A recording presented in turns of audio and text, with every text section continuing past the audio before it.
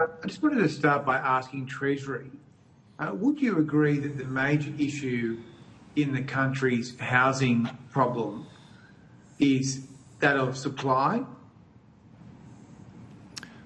Senator, I think the Treasury advice and analysis has suggested that addressing the supply gap is certainly a key way forward in addressing the housing issue.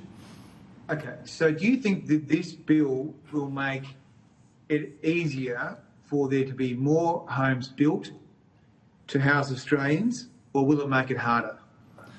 Well, so, Senator, I think you need to look at this sort of holistically. So, firstly, in terms of, this is one policy of the government. The government has a number of other policies which are, effectively targeting housing, including in the tax space. So, in the last budget, the government announced 2 measures which will work towards, build to rent, withholding tax concessions and other incentives.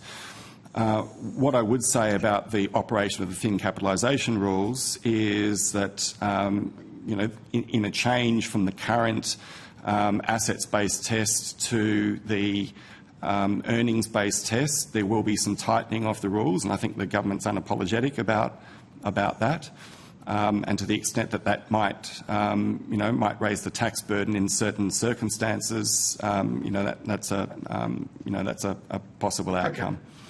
Okay, so I guess the Property Council today has given evidence to the Senate that as a result of this bill, there would be fewer houses built in Australia because of the tightening that has been canvassed at this hearing. And also doubt has been cast upon the viability of the measure you just mentioned yourself, Mr Robinson, build to rent. So, I mean, what do you say to the evidence tendered that there will be fewer houses built in Australia because of this tax bill?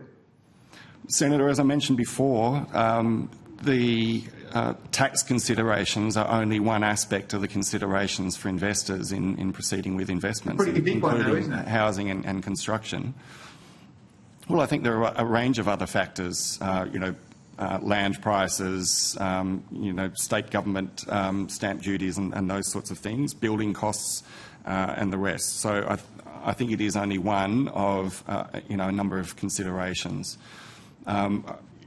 We haven't done modelling to analyse the impact of the concessions, but what I can say is we've worked very closely with the property sector, as we've mentioned before, to try and address the majority of the issues that they have raised with us. And we believe that the rules as they stand are workable, and including for the property sector. But I think, given the importance of housing to this nation and how difficult it is for young Australians to get into a house, particularly millennials and Gen Zs, I mean, why wouldn't you and the government have commissioned modelling to look at the impact of this bill?